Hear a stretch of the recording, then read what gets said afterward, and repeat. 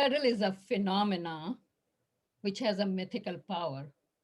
It has a mythical power that it has taken over our lives, our mindsets, our values. They are all folded under the concept of subtle. You should ask me, subtle is a word which means soft, subtle. How come it becomes a phenomena? Why it can be a title of a book? How I came upon it. The year was 2014. When the year started, we all were very excited because the first international convention was in Malaysia, Kuala Lumpur, and we were all traveling over there. On my way to Kuala Lumpur, I stopped in Holland, a small town named Utrecht. I have a friend there. I was staying with her and I asked her if she can show me the historic windmills. She took me, she showed me the historic windmills on the banks of the river in Holland. When we came back and entered into the house, she, by habit, turned on the TV, a big screen TV, and I was trying to organize my stuff, which I had with me. And Yantine said, "Don't you live there?" And I said, "What do you mean, where I live?" And her finger was pointing at the big screen. And she said, "Don't you live there?" I was not able to read Dutch, but I looked at the caption underneath it and what was on the screen, the big fire blazing. And it said, "Now in St. Louis, Missouri." She again asked, "Don't you live there? What's going on?" I had no idea what is going on. 2 days before, when I left St. Louis, there was nothing wrong with it. I could not imagine in my wildest dreams that I will be seeing a headline in Holland. That was the protest on the death of Michael Brown, killed in Ferguson.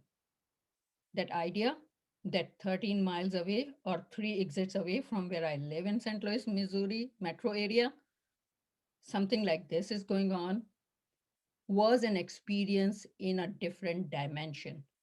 When you are not present where the event is happening, it is life threatening. You worry about whether you will go back based on the history of your ancestors who have migrated several times, based on the people whom you love, your family and your friends and your colleagues who are still there. That unknown was really frightening. My host, my friend, Yantine, is a woman in her 70s at that time. She was born to a missionary parents, and she has traveled in the world. We both sat there in shock and sadness. As the details started coming in, I could still not believe what was going on. That was August 2014. As I flew into Kuala Lumpur from Holland, I saw another world. Malaysia, there are three different religions which live together: Buddhism, Hinduism, and Islam. No world is perfect, but they live in relative harmony. That was an experience in another dimension. After attending the convention, flying back, and there were a lot of other things which has happened during that year. The two planes went down, the Malaysian airline went missing. On my way back, sitting in a plane 30,000 feet above, I kept on wondering, what is it?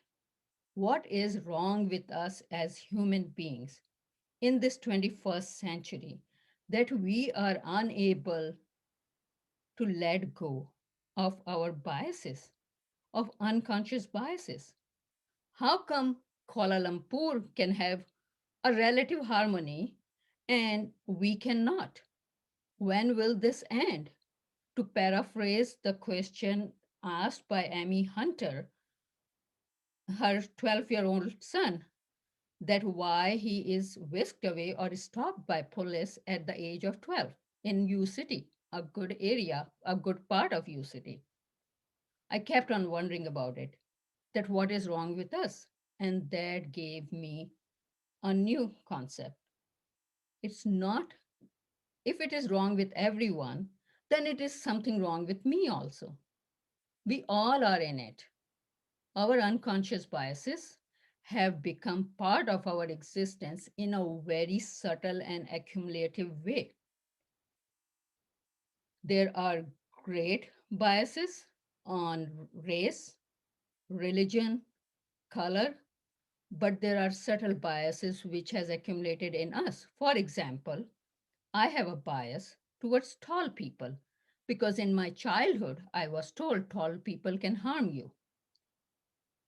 Okay, and based on that, our microculture start instilling ideas in our heads, directly and indirectly, which become part of the macroculture. Then we want to socially conform with our groups, with our people who are helping us, or we want to be part of our tribe. That's what we call our tribe.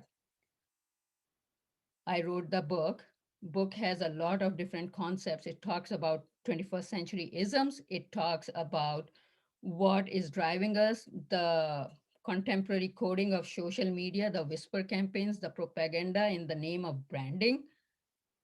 But that book ends with a hope and a message, a suggestion for each one of us that if we want to improve the world, the subtle world which we are part of a civilization, we have to work on individually ourselves, on our intrinsic capabilities, and improve it. Basically, we have to reset our mindset, look at our participation in it, and try to improve it, change it. Basically, go through a reset. What we do for digital device, we have to do it for us individually, for ourselves.